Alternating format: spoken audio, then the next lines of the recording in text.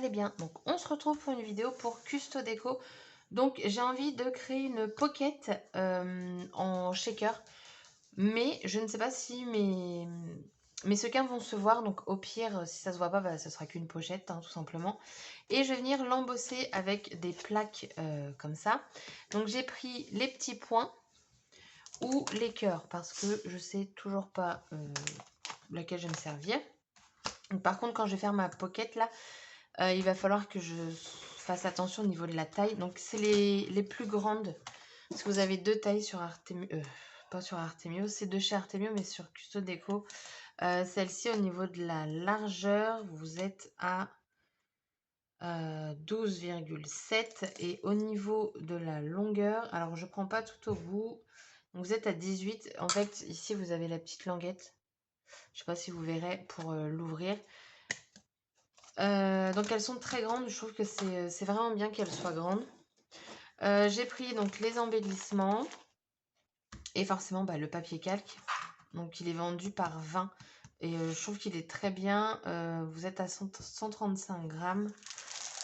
Et puis voilà. Donc la pocket, je vais faire en avance rapide. Hein. Ça, je vous ai déjà fait le tuto de toute façon. Ah oui, et puis l'autre fois, j'ai tilté un truc. En fait, vous avez des flèches auxquelles je ne faisais jamais attention. Sauf que je pense qu'il y a une importance aux flèches. Mais là, en fait, je les ai mises par là et par là. Et je dois vous avouer que je ne sais même pas si je suis dans le bon sens. Donc, je verrai si ça foire ou pas. C'est bien de remarquer ça. Ou alors, je l'avais déjà remarqué, puis je l'ai complètement oublié. Donc, du coup, je vais couper en fonction donc, de ma plaque à embosser. Pour la plaque, du coup, forcément, ce sera soit une A5, soit une A4. Hein, ça ne rentrera pas dans les mini. Et puis, pour les sequins, j'ai pris celui-ci, donc le prime vert, parce que je trouve que comme les couleurs, alors, elles vont avec la collection, je trouve. Et elles sont assez, entre guillemets, flashy. Donc, avec mon papier calque, je me dis que ça va leur permettre peut-être de ressortir un petit peu. Et j'ai pris le gold, qui est ce vide à vue d'œil, celui-ci.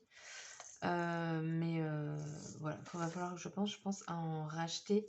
Moi, je me sers très peu des étoiles, mais vraiment très peu. Je sais pas pourquoi, j'ai toujours du mal avec ça.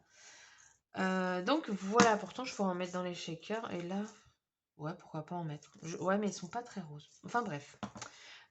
Du coup, je vous mets en avance rapide. Et puis, je vous retrouve juste à la fin. C'est parti.